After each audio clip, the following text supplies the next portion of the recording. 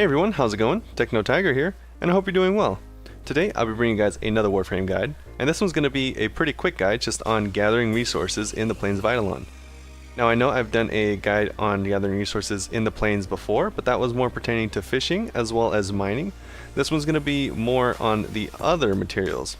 Now in the Plains of Eidolon patch they added a ton of different things, including a bunch of resources that I haven't talked about yet, including something like iridite and maprico. Now these are just a couple of examples, but there is a few more that I'm going to go over in this video.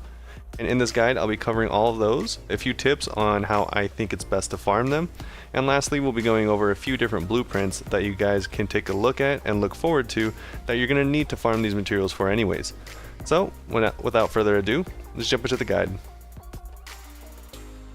Welcome everyone to the next part of the video. In this part I'm going to be going over the 4 materials themselves. I'll show you guys a few pictures of what they look like, go over their names, and as well I'm going to show you guys a map of where I tend to find higher abundances of a couple of these different materials, and so you guys don't have to waste your time looking around, and hopefully this may save you guys some time and make it more efficient for you. So here's the 4 resources. We have Nisselpod, Grok Drool, Maprico, and Iridite. Now I'm going to be going over Nisselpod and Iridite because those two tend to concentrate around certain areas in the map, and so I'll go over that in the map first and then I'll touch on the last 2. And so you'll see in the map here, so it's really good farming the Iridite because it's actually right next to the door. It's really easy, I should say rather. To the right and to the left of the entrance to the Plains of Eidolon, you will find a lot of Iridite. I'd recommend doing this at night because 1, there's less grenier, and you get more Iridite the higher level bounty you're doing. So do a high level bounty, do it at night. Easy to see these big red nodes, and so that's why I'd recommend it. I found that to be the easiest for sure. And as you saw there, the purple part was at the top right, kind of at the base of the mountain, and that's where you'll find a lot of the Nisselpod. The Nisselpods do spawn near the base of the mountain as well as a little bit into the mountain, and so that's where you'll find a lot of the Nisselpod, mainly on the right side of the map, in the mountains near rocks and trees. That's where at least where I found. And so those should give you 5 each. The Iridite on a tier 5 bounty will give you 5 each, but on a tier 1 bounty, the Iridite will only give you 1 each. So that's a good thing to keep in mind. And for the next one, we'll talk about the Maprico trees. As you can see, I've got a couple of them here. You can get around 3 to 5, I found, from each Maprico tree, and they are going to be squished down trees with low-hanging fruit. They look like oranges or mangoes, something like that. And they always seem to tend to bunch up near rocks or structures or trees or lakes, and they are lower bushes, so you can look around for that, and it's pretty easy to spot their very bright orange fruit. So that's a couple of things that I found to help me out spot them, especially at night here. I really like farming at night. If you guys haven't known yet, I've seen that it just tends to be a lot easier. So if you are taking a break from farming Eidolons or Terralists or anything like that, maybe go around and farm some Iridite or Maprico trees. It makes it a lot easier if you are at night.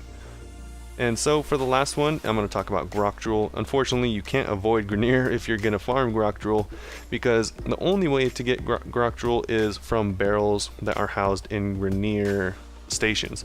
So you're going to want to go to one of the grenier strongholds, and you should find several barrels. I found, I think, 7 barrels in one of the bigger stations where all the grenier are. So you're going to want to do higher level tier bounties. You should naturally be getting this, but if you happen to need more, higher level tier bounties, just like the Iridite, will reward more Grok Drool. So unfortunately, if you are lower level, you're just going to have to either farm lower level stuff or run in, break the barrels, get the Grok Drool, and hopefully get out of there before they take you out. And again, you can do this at night, and it will help you a little bit because less grenier come out at night, especially less flying grenier, and that should help you a lot. Now this is just stuff that I like to do while I am jumping around, as you can see here, farming a little bit of Eidolon wisps and stuff like that. I'll do it while I'm on bounties, and that's just usually how I farm it, but I know there's a lot of people that don't have time to do all that other stuff that I do and really just need the materials for all the different blueprints.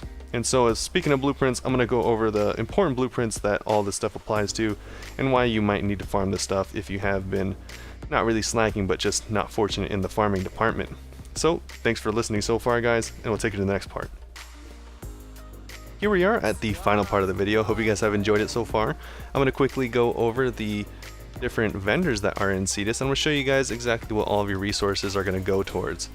And so here, the fish vendor, High Luck, she does offer a few very rare baits, and so for these baits you're going to need Maprico. These baits will attract fish that will only spawn if these baits are present. So make sure that you are getting these so that you can get the fish or the parts for your amp as well as your Zaws.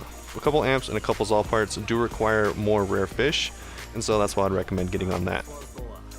Now speaking of Zaws, here we are at Hawk, and a couple of the counterweights I saw do require Nisselpods as well as Kondrok wings and Kuwaka spinal claws.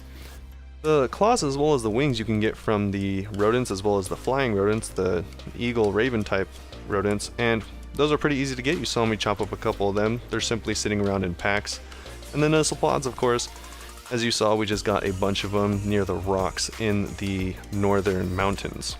And so those are pretty useful. You're going to need a lot, like you just saw, to get the Zaws. And so for the next part, I'm going to show you guys the amps. Now the amps do require a lot of grok drool. And so if you don't have those, you haven't been doing a lot of bounties, this is mainly a guide for you guys. If you haven't been able to get out there, do a lot of bounties, do a lot of Eidolon hunting. Because if you haven't done a lot of bounties and Eidolon hunting, chances are you have a lot of this stuff. So this video is for all you guys that haven't been able to get out there and maybe can only plan the weekends or stuff like that, or just maybe you just don't know, where to farm this stuff. And so hopefully I saved you guys some time. I wanted to make this guide as efficient and as possible, so you guys aren't out there searching around and, you know, like I said, wasting your time or anything like that. So that is about it for the guide. I really hope you guys enjoyed watching it as much as I enjoyed making it. If you liked it, make sure to like the video and subscribe if you guys want to see more content like this. I'm putting out videos pretty much every day now. And thanks again for watching. I hope to see you guys very soon.